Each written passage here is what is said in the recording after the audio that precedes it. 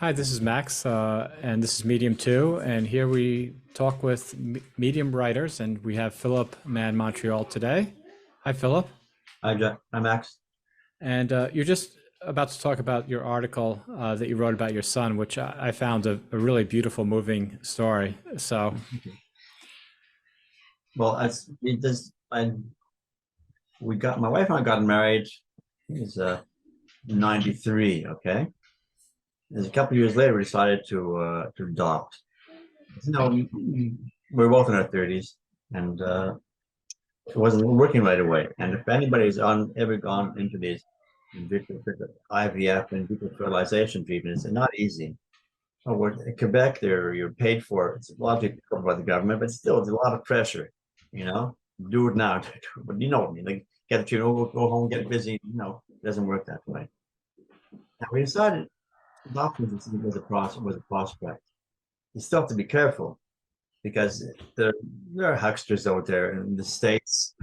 Until recently, anyways, the mother has tremendous rights. She can ask for the baby back, and so then she has 9 points of the law. We went to Russia. We found a place, part of the Lubavitch organization that takes care of it. And I trust them because they have outreach and they're trusted organization. They're well established. And I went there and we sort of before we checked on basically a photo album. Take your chances, take your chances.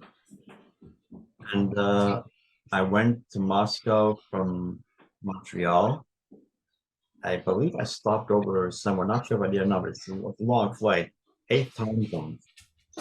It's 8,000 miles. And my adopted son, traveled almost as far. He was inside Russia. So it's an enormous country. And brought home. He came from, you call him ethnic Mongolian, like Russian control of what Eastern Mongolia. I don't know what the status is now. And it was an experience that changed our lives. Changed our lives, You well, can imagine. Go ahead. yeah, I found it very fascinating that he's emigrated to Israel. Is that right? Yeah, yeah. So, He I mean, planned it on his own. Planned it on his own, so he didn't tell us. He's going through a rebellious stage, which he still is, and he's almost 30. And he said he told me he asked us to get his own. When we should buy him his own laptop, just so he wouldn't find out what he was doing. It's just a pretty deep level of spycraft. but Uh, you're Orthodox Jewish, is that correct? yeah, yeah. So it's almost like he wanted to one up you by going to Israel. Possible. He has his own. He follows his own path in religion. Okay, some things he's very strict, but a lot of things he takes his liberties. I won't talk, but I do also in certain world. But but he made his way there. He needs help from us because he can, he doesn't have a degree. It's hard, and Israel is very much a high tech society. Right. Either you're on the top 1%, top 10%, or in the bottom 60% or whatever it is. The middle class is having a hard time, but he stuck it out. Stuck it out. Has he done his time in the IDF yet? He did, but he has one ear that's never formed. So he never made. He had a very limited role in the IDF. He says he was a professional grass cutter. Right. So he did there. Once, if you can't hear properly, you can cope in everyday life, but in combat, forget it. You want to be able to know like that, you know. So he made his way. He's actually given an opportunity to sign on and become full-time employee of the IDF. They have other, secondary jobs. He didn't want to do it. Want to do it. Sometimes he regrets that. It's like it's anybody working for the government. You got your future lined up. Right. But like I told me, we all have things to regret in life. So that's one of them. I don't know if he would have chosen differently now, but he's engaged to be married in a few months in the summertime. Wow. Congratulations. Thank you, thank you. He's making his way in life. And we had a part of that. So it's a good feeling. Good feeling. We have ourselves to blame. Well, I know. So you and I had some conversations. I think, we've commented on each other's stuff for the past year here and there. Mhm. Um, but, I wrote some pretty provocative things about Israel. And, some of it I try and point out, I write one thing a day that I think is interesting to think about. The next day I might disagree with it 100%. Yeah. Um, Yeah. so, Take it back. Take it back. so it's, but I think that one area that, especially with your son living in Israel, that I think is very interesting is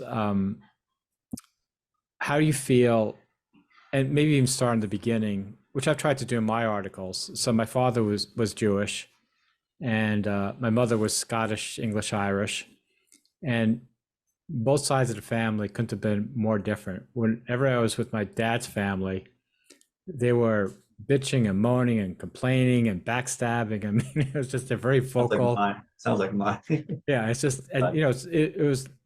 I hate to say it, but it was this stereotypical Jewish family, and the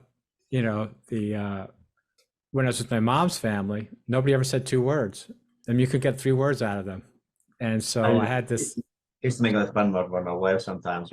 Her family, they're a very professional family, no very, hi, how are you doing? How's everything? No, wouldn't go too deeply. I never saw the arguing. So compared to my wife, my mother's family, always yelling at each other. And so I asked my wife, are you Jewish? Right. Yeah. So for my, uh, again, this is just about you, but so when I was younger, I remember sitting on the couch and my Jewish family was talking like what it meant to be Jewish. And eventually, of course, the women won the argument or shouted. They said it's tradition, that's what it is, it's tradition. And I don't know, I was probably like 12 at the time, and I thought, okay, that's it. I probably didn't think much more about it until I was in my 20s. Uh, but I did recognize that I felt there were two parts of society back then. There was what I'd call like the progressive Jews that never wore the kippah out in public, that only did things privately, but outside were just normal people, quote unquote. And then there were the Orthodox that did the Sabbath and all that. And I had really there's none of those in my family. Where did you grow up? What part of the states did you grow up? So New York City, essentially. Was Okay. born in California. We went to London, England for 4 years, and then it was basically New York City from there on. And I remember a kid when I was probably sixth grade called me a filthy, stinking Jew. And I was aghast because I was like, how did he know Not I in a was nice Jewish? way either. Yeah. And I don't even know I mean, I know my dad's Jewish, but I didn't know it was like it was on a school record or anything. And, I've always, the only actual reason I consider myself Jewish is not because my dad's Jewish. It's just because all the people in my life that I really relate to are Jewish. You know what I mean?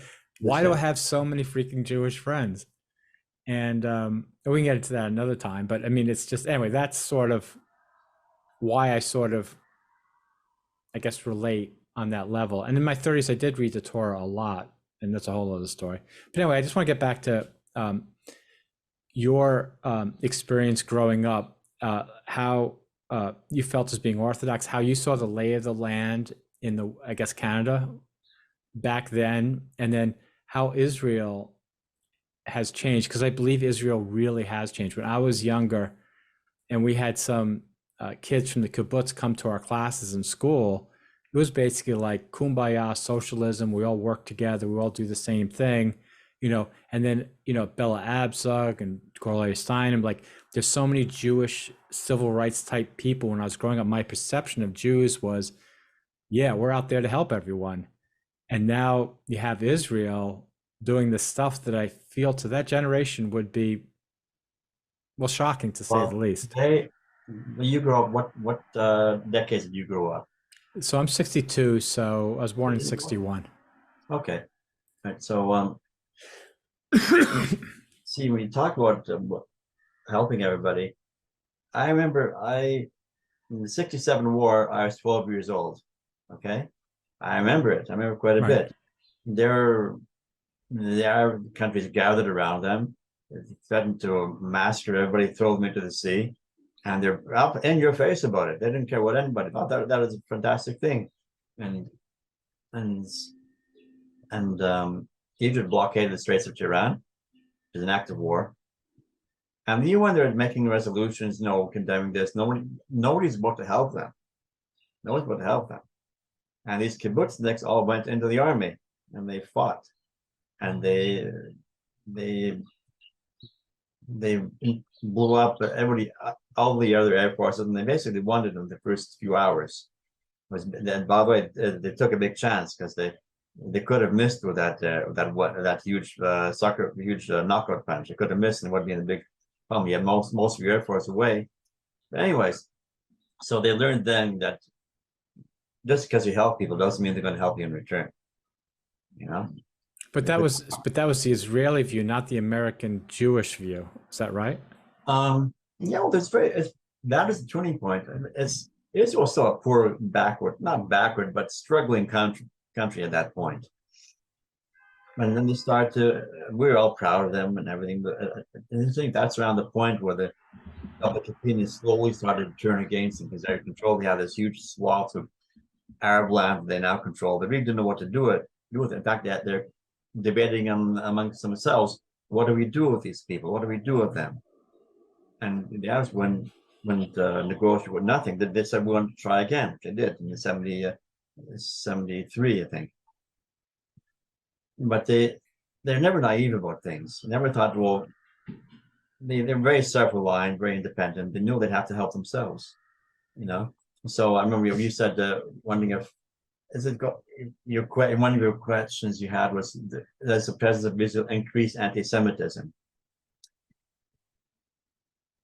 The ultra-Orthodox are done, Hasidim. I live in a very Hasidic area. Right. Same question. It's going back way before Israel came to be. In other words, what's your citizen in a country, a Jewish citizen in a country, and you have something you want to advance your cause, advance your rights in one way or another. Do you vote for somebody in government, or then those have government, or you do things in the back channels? You approach them quietly, say, "Can you do this?" Because the idea of there's still a very prevalent attitude that we're in exile. We're like who said that we're influence everywhere, power nowhere. Right. The government can write an edict say this is shut down. Like the U.S. have been moving now to do away with let's say circumcision or shchita, kosher food. They could do that, Yes, of course.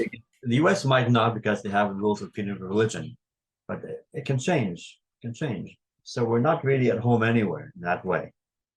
And so Israel's a way that you can say we're at home there. For them, the country is not invulnerable.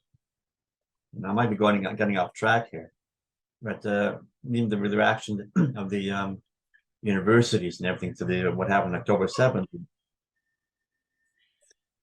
I know it's shocking. It's very disappointing. But some would say it's not surprising because we never had faith in the outside world seeing things our way. So, like there's an article in Quora for people who don't know. Quora is sort of an ask and answer forum. Right. Yeah. And somebody asked, "Can Israel can it be defeated?"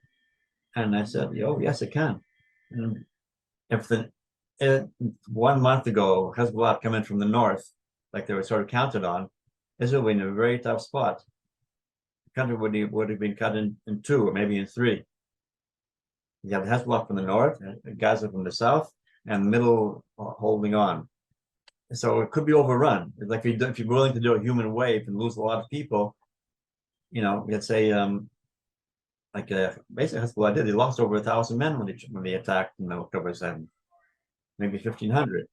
So that they essentially tried something close to a human wave. Okay, and so it's not really Israel's. Sad to say, it's not really the answer to anti-Semitism.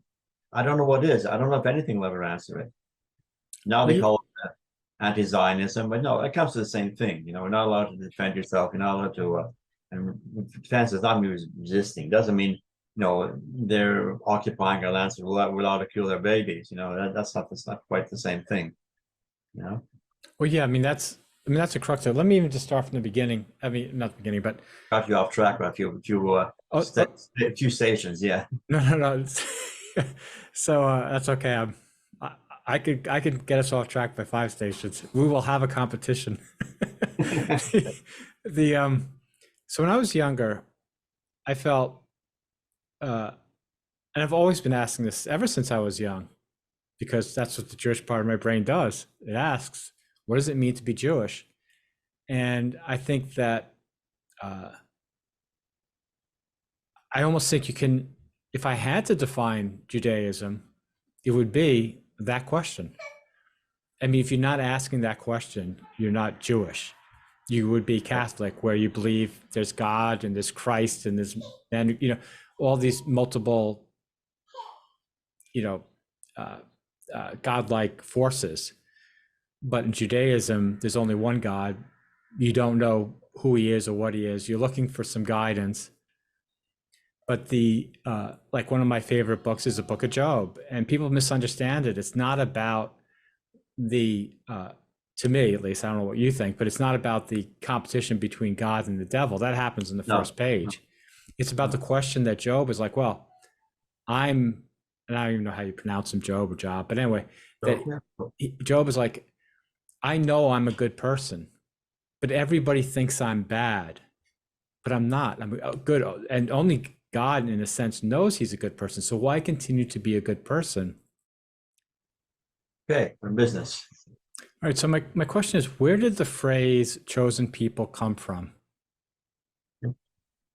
It says, we said in Kiddush, we say Friday night all the time, and the holidays, they say it many, many times,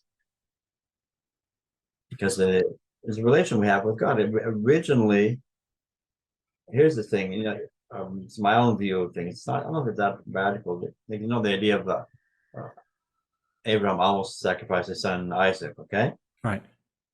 What that was about God rejecting human sacrifice. But people stood away from what is common in those days. The human sacrifice was everywhere. You still had it in America. The Aztecs, the Incas, they did it all the time. The Jews did it. It was all over the place. In Jewish life, Abraham basically walked away from it. That is God's way of saying, well, sort of walking. It's like, imagine God is sort of this major CEO, major power, walking past the building, saying he's supposed to meet them. He's not walking. He's ignoring them. That is, and you see it many times in the Torah, speaking against Moloch. Moloch is child sacrifice. Okay, so that's a major reason we were different. We were the first ones to reject human sacrifice, idolatry. But One, my understanding of sacrifice is that it wasn't like when I was a kid, and maybe that was my idea was like, okay, they sacrificed some cow or whatever, and they threw it out or they ate it, and that was it was silly, but whatever. that is a substitute. That is a substitute, I believe. Originally, the idea was to sacrifice a child or a person. The real thing was a human. Using an animal was sort of the ultimate was to sacrifice a human being. So they used to sacrifice human beings for God? I read something about it. Well, a book here I have called Sexist, or Practicing Sex, okay? Right. And she talks about the practice of exposure. Exposure meant the weaker child would be left on a hilltop. It wasn't just Spartans that did it. The Romans, a lot of them did it. I wouldn't have been this far. Okay, I was born with 5 pounds and change. Right. That so in the Jewish life, no, they're all raised. They died anyway, so it was a rough life back then. Even reading the Torah, there were children, women died in childbirth. There were famines all the time, war all the time. Life was very, very hard. And one of those things that they did was human sacrifice. And if you weren't strong enough, they leave you on a hilltop somewhere. Because I thought wants to see value in any human life. That's what it's about. That's interesting. That these aren't mutually exclusive, but it's I sort of understood now that the animal sacrifice was how you would pay the priests. That the priests would get the animal sacrifice. That's how they were paid, essentially. I'm not sure how other societies did it, I'm not sure they had that priest. They had some kind of system, but well, they weren't allowed to have property. They couldn't own property. They had to live off the public Right. chest, basically, So, but for me, that was the main time when we were different. We chose ourselves. It was different. We set saw ourselves apart from the other people because of how we worshipped. So I guess my question on that chosen is, I feel if you say, even if you're only talking to yourself, if you say I or we're the chosen ones, and you're 0.2% of the population in the world. You're putting yourself into a very rough time. Exactly. So I mean, to call it anti-Semitism, I mean, you have to call it something where people are going to use that against you. So I mean, that was, I think, from when I was very younger, that was an early thing where again, it's not like I didn't believe that anti-Semitism existed, but I also believed, well, some of it you'd expect if you're going to say I'm the chosen person.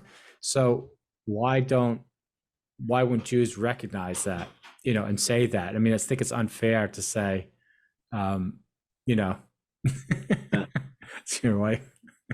Yeah. Oh gosh. So yeah, I mean, it's how do you and that was never answered for me, essentially. Like, I was like, well, okay, if you don't want anti-Semitism, then don't say you're the chosen one to anybody outside. It would always be a secret. And that's another thing that I point out in my articles. I don't know if you think this is true or not, but this is the way I remember it. In my Jewish family, nobody ever said anti-Semite out loud. They would only whisper it. It was like a very deep word back then, I felt, amongst Jews to talk about that, because part of them wanted to assimilate and they didn't want to call somebody anti-Semitic. On the other hand, So I heard a story recently, but goes back to the war. It's a Hasidic rabbi. He's accosted by the Nazis, and they asked him, "Do you still believe you're the chosen people?" He said, "Yes." So they knocked him down, and he still believed him. They started beating him badly.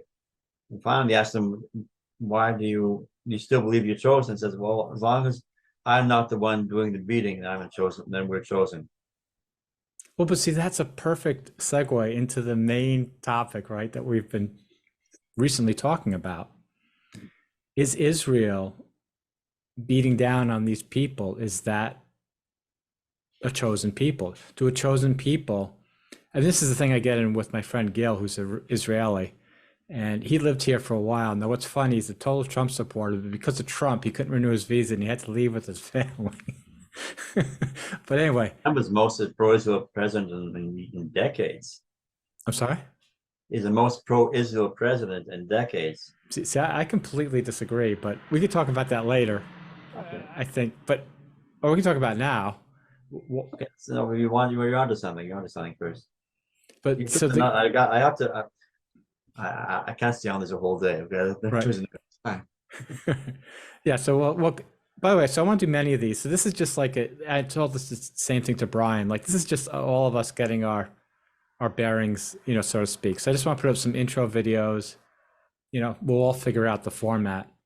But just on that topic, it's a question for me. I mean, even if I say, okay, Hamas is totally evil and everything, and 80% of the Palestinians living in the way, what I keep pushing Gil to admit is that if you say that they're all anti-Semitic and they all want to drive Jews to the sea, the logic from that is a final solution.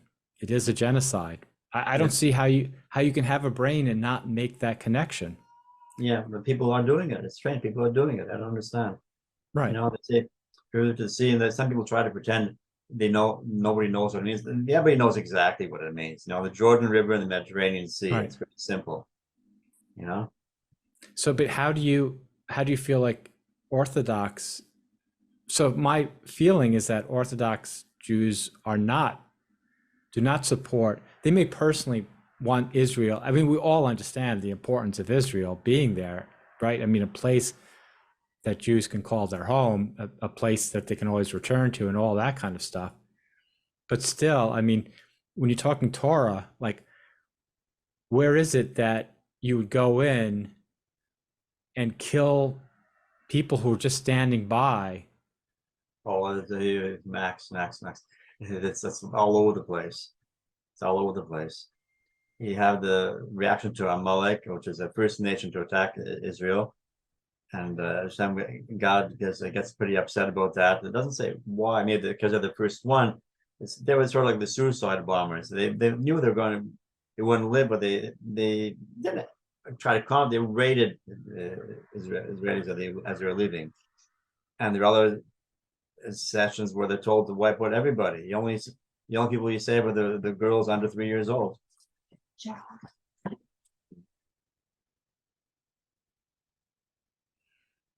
You're sleeping on the couch tonight? What you write? No, it's something something you have to do for our income tax. But but the way it's there, it's absolute. It's called biblical proportions. Okay, it's absolute. There are no such thing as will be nice to them. They're given a chance. They were going and conquering the land. Say they have a chance. Offer them peace, and then you can open the doors, and then you can make your arrangements with them. Or if they fight, you can annihilate them. And what the Hamas did, I read some Jeremy Corbyn's. I saw it interview he did on BBC. And when his partners, well, for someone to attack me and ask them that man, you ask them, well, we give them what you want. You get serious. You'll give up your right as a sovereign state if you just negotiated. They do. And right now in Israel, across the board, they want to wipe Hamas off. They want to wipe them out entirely. And the ones that were killed at first, and we're mostly left wingers, real hard left wingers. They're the ones who were killed. And so Right, but conspiracy theorists will say, well, that's exactly what Netanyahu wanted to convert. That's silly. That's no, but Just going to keep the show interesting.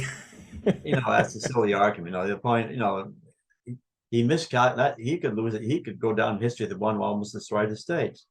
I think he will, by the way. He could, but there's no